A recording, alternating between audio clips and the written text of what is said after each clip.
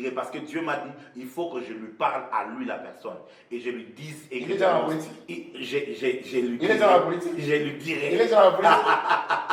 Est-ce un chrétien? Je ne donnerai pas de liste.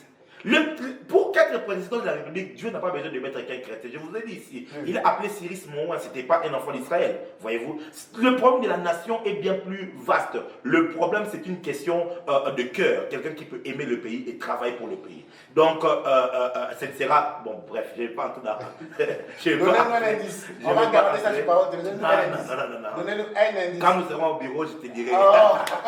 Mais devant la caméra, j'aimerais vous dire en fait que le plan de ce pays, Dieu m'a révélé. Il m'a, et par sa grâce, vous pouvez aller sur YouTube, sur les réseaux sociaux, voir les prophéties que je donne pour la nation. Je pense que je rends grâce à Dieu pour le prophète Sylvain Koussou, qui lui aussi est l'un des voix que Dieu est en train d'élever dans le pays. Il donne des paroles prophétiques qui s'accomplissent. Et je rends grâce à Dieu, parce que nous sommes un corps et nous devons nous célébrer quand Dieu utilise quelqu'un dans cette dimension-là. Et je reconnais que j'ai reçu la grâce. Dieu me parle de la nation et des nations, de l'église, de tout ce qui doit arriver. Et ça arrive tel qu'il nous l'a dit. Et je peux vous dire, 2023, il y aura élection. Ok? Il y aura élection. Vous contredisez tout ce qu'on dit que non. Il y aura élection. Par là, je ne sais rien. Financier, on n'est pas prêt. Je ne sais rien de tout ce qu'il y a dans... Il y aura élection. Non, j'ai dit c'est. Moi, je ne parle pas politique. Oui. Je ne suis déjà pas nos chaînes ici. Je ne suis pas nos politiques. Je ne sais rien de tout ce qui s'est dit. Je ne sais même pas ce qu'il y a dans le budget de l'État ou comment. Je vous dis ce que le ciel a décidé. Sachez seulement que l'année prochaine, vers la fin de l'année, on va proclamer, il y aura élection, les gens vont voter, et il va y avoir un gagnant, ce sera Félix Tshisekedi. Et je vous dis qu'il y aura un grand écart de plus ou moins 25 à 30% entre lui et le premier. Ce sera par cela que vous saurez que c'est Dieu qui a parlé. Les gens vont se lever en disant ce sera tricherie, ce sera ceci, il va y avoir un semblant de troubles mais qui va être très maîtrisé et rapidement parce qu'il y aura toutes les preuves. Parce que une chose que nous aurons au moins pour une première fois, la communauté internationale dira à l'unanimité que les élections ont été transparentes. Vous allez entendre ça. Et je vous dis, je ne connais ni M. Kadima, ni je ne les connais pas. Mais je parle de ce que j'ai vu en esprit de manière très claire. Vous savez, Dieu m'a parlé et quand Dieu me parle, le courage que j'ai, c'est le fait que j'ai écouté la voix de Dieu. Ça se fera ainsi. Et une chose est certaine, c'est qu'il a juste une mission que Dieu lui a donnée. Comme M. Kabila avait aussi une mission que Dieu, personne ne peut atteindre le sommet de l'État sans que le Seigneur ait quelque part le contrôle là-dessus, voyez-vous. Il a une mission par rapport à cela. Est-ce que vous savez que c'est grâce à M. Kabila, Joseph, que l'église de Réveil a été reconnue comme une confession religieuse, une reconnaissance au niveau de la constitution de notre pays, comme une institution? Vous allez croire que c'est juste, même si la personne Adam a bénaillé et tout ça, mais reconnaissons au moins que quand Dieu regarde une personne pour le mettre à la tête du pays, ce n'est pas par rapport aux bonnes ou aux mauvaises choses. Il regarde par rapport à son agenda, à ses intérêts. C'est de même quand le diable prend aussi un méchant pour le mettre au sommet d'une nation, c'est par rapport à son agenda. Ainsi donc, l'Église, c'est ce que j'étais en train de vouloir dire, quittons d'abord nos passions politiques. Je suis de l'autre. Maintenant, si nous prenons la même église, on va faire comment? Si nous avons le même pasteur, comment on va faire?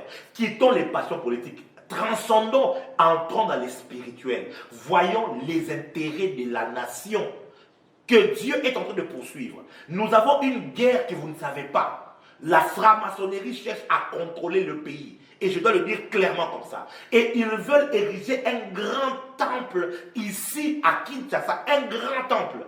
Un grand temple qui, spirituellement, sera le moyen de contrôler toute l'Afrique centrale. Et on a déjà conditionné dans le monde spirituel que le seul moyen pour le Congo d'accéder au développement, c'est de laisser la franc-maçonnerie atteindre le sommet de la République. Ils étaient déjà dans la voie jusqu'à ce que Dieu les en empêche. Et plusieurs fois, Dieu les en a empêchés. Mais il faut que l'Église prenne... Quand je parle de ces choses ici, vous savez, c'est un risque.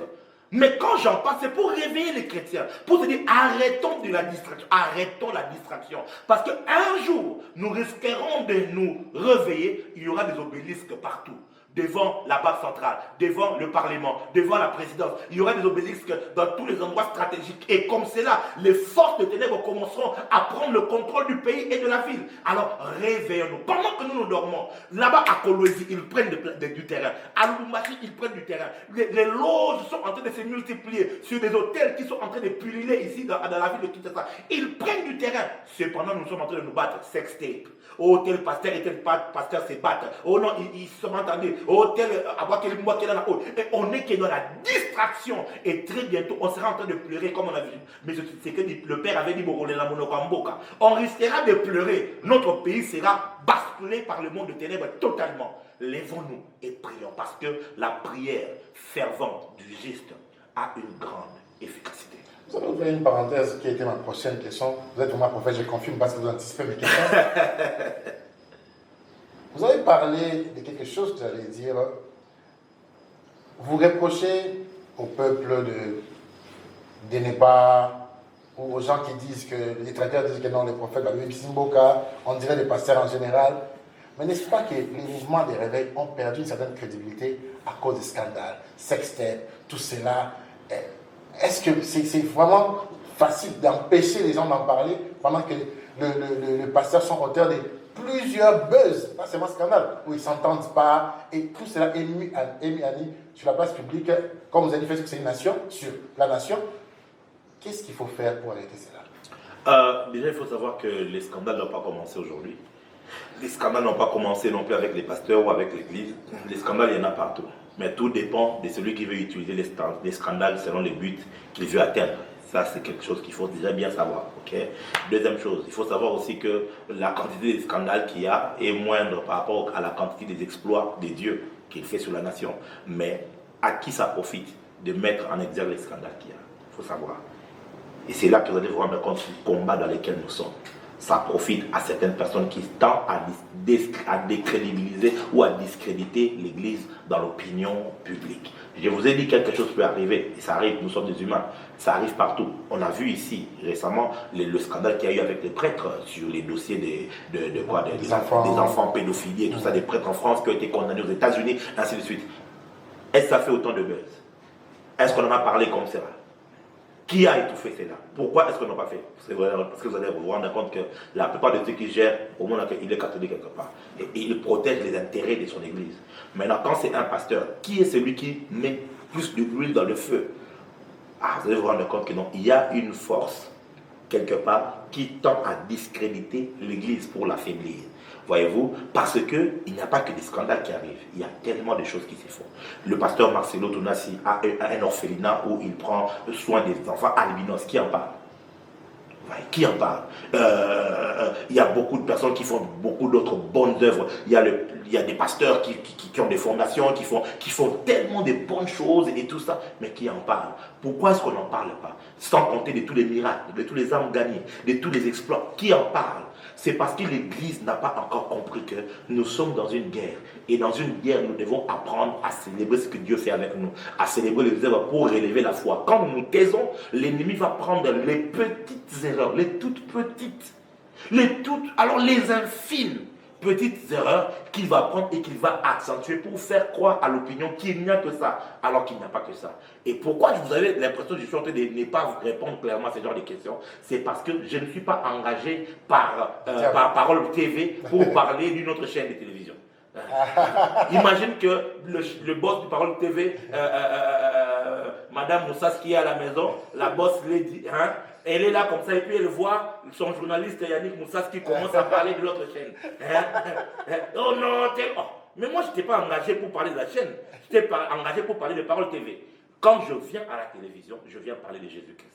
Je viens parler des intérêts du royaume. Je viens parler du plan de notre gouvernement, qui est le gouvernement de Jésus-Christ, et non pas m'éterniser à vouloir pointer du doigt ceux des nôtres. Non, ceux des nôtres peuvent avoir des problèmes. C'est une blessure dans les corps. On va le soigner, on va le traiter, on va prier pour ça, on va pleurer même parce qu'on aura mal, mais on va se lever, on va continuer à marcher parce que notre ennemi, ce n'est pas mon frère, ce n'est pas ma soeur, c'est le diable qui tend à vouloir affaiblir l'église. Jésus avait dit ceci, que sur cette pierre je bâtirai mon église, les portes des séjours des morts les prévaudront point contre elle. Les portes de séjour de mon, c'est le gouvernement satanique qui essaiera à chaque fois de prévaloir. Mais Jésus a dit, ils vous feront la guerre, mais ils vous combattront. Ils vous vaincront pas. Ils vous feront la guerre, ils vous combattront pas, ils vous vaincront pas. Je suis en train de chuter, on fait déjà signe. J'ai 3 questions pour vous. Et ces 3 questions, répondez à cœur ouvert. Si je vous reçois et que je ne pose pas ces questions, moi, mon temps, fallait tout naïf. Ok.